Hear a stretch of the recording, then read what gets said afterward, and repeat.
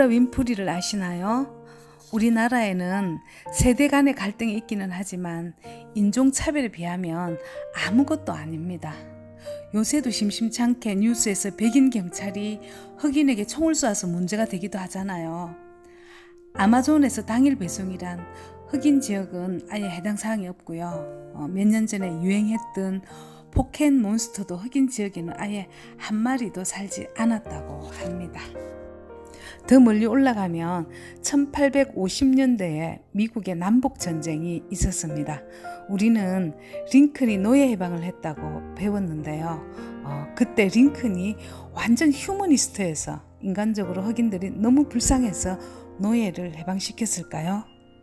세상은 인간적인 방향에 따라 바뀌는 게 아니라 누군가의 필요, 누군가의 이득의 방향으로 바뀌어 왔습니다. 승자의 방향이겠죠? 미국 남부는 모카를 키워서 영국에 내다 팔았는데 모카 농사에는 노예들이 많이 필요하잖아요. 북부에는 공업이 발달했고 링컨은 북부 출신으로 대통령 선출이 됩니다. 링컨이 노예를 해방시키겠다 그러니까 남부가 받아들이겠어요? 그래서 남부는 7개 주가 따로 모여서 우리 통일하지 말자 그러면서 자기네들끼리 나라를 세우겠다고 합니다. 링컨 입장에서 보면 전쟁이 불가피하죠. 남부로 쳐들어가야 하는데 북부 병사들은 모기에 대한 면역력이 없었던 거예요. 그래서 생각해낸 게 노예 해방이었던 겁니다. 노예 입장에서 보면 노예 생활을 하다 죽느니 차라리 전쟁에 나가서 후손을 위해서 명예롭게 죽겠다 이런 생각이 들었겠죠.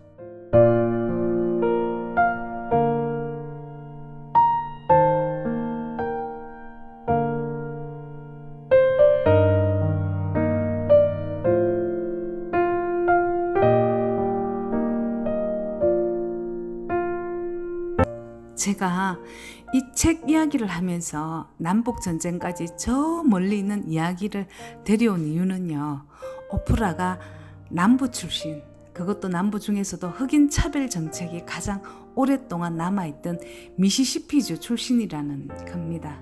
책에서 읽었겠지만 1953년도에 10대 엄마 아빠의 불장난으로 태어난 케이스라고 합니다. 생각해보자고요. 얼마나 열악했겠어요. 본인도 10대 성적인 학대를 당하고 15세 아이를 출산하고 아이가 죽고 정말 굴곡진 인생을 살아온 사람입니다. 오프라가 16살 때 우연히 지방 라디오 방송국을 견학하게 됐는데요. 마침 그때 지나가는 길에 심심했던 DJ가 얘 너 여기 와서 네 목소리 한번 녹음해 볼래? 그러고는 대본과 마이크를 주길래 오프라가 녹음을 했더니 그 목소리를 듣고 DJ가 흥분을 해가지고 상사에게 외쳤다고 합니다. 얘 목소리는 꼭 들어봐야 해요. 그때 방송국에 고용이 되었다고 합니다. 우리가 흔히들 운이 좋다라고 하잖아요. 그래요. 어떻게 보면 오프라가 참 운이 좋았습니다. 우연찮게 방송국을 갖고 하필이면 지나가던 그때 DJ가 불러 세웠고 오프라는 말합니다. 여러 해 동안 아무나 붙잡고 시를 낭송해대고 손에 들어오는 그 시라면 모조리 읽어댄 끝에 일어난 일이었다라고 합니다. 이 책을 읽으면서 저는 이 책이 삶의 경전이구나 라는 생각이 들었습니다. 제가 지금 인문학서 위주로 영상을 올리고 있는데요.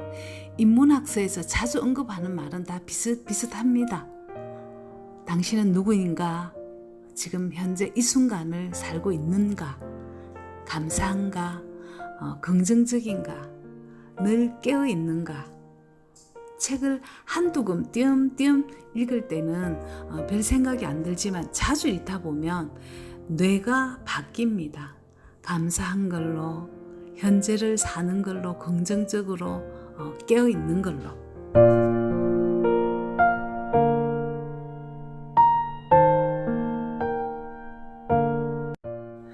이 책은 총 8장으로 구성되어 있고 각 장마다 책 제목처럼 내가 확실히 아는 것은 뭐뭇이다 하고 나옵니다.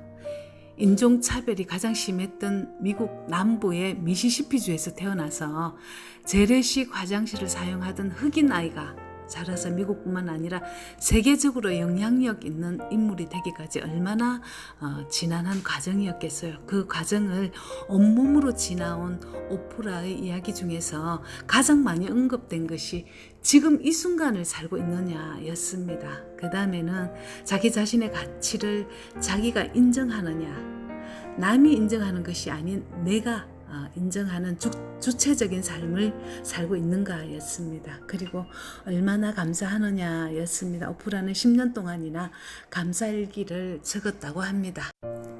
오프라는 살아가면서 시련은 불가피하고 시련은 언제든지 일어날 수 있는 그 시니 그 시련을 바라보는 방식을 바꾸라고 합니다.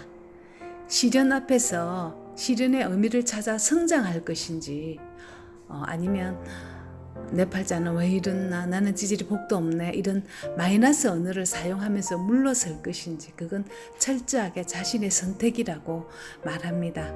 죽음의 수용소에서 이야기했듯이 삶은 조건의 문제가 아니라 태도의 문제였습니다. 내 삶의 책임은 온전히 다 나에게 있고 좋은 일이든 나쁜 일이든 그건 다 나를 비롯해서 온 것이라는 이야기를 합니다. 삶의 여러 법칙 중에 빈익빈 부익부라는 법칙이 있습니다. 이건 비단 돈만의 문제가 아닙니다. 책도 읽는 사람이 더 읽게 되고 운동도 하는 사람이 더 하게 되고 감사도 하는 사람이 더 많은 감사를 느낍니다. 긍정도 그렇습니다. 사랑이 많은 사람이 더욱 사랑을 베풀고 열린 사람은 더욱 풍성해집니다. 이건 물리적으로도 설명이 가능한 법칙입니다.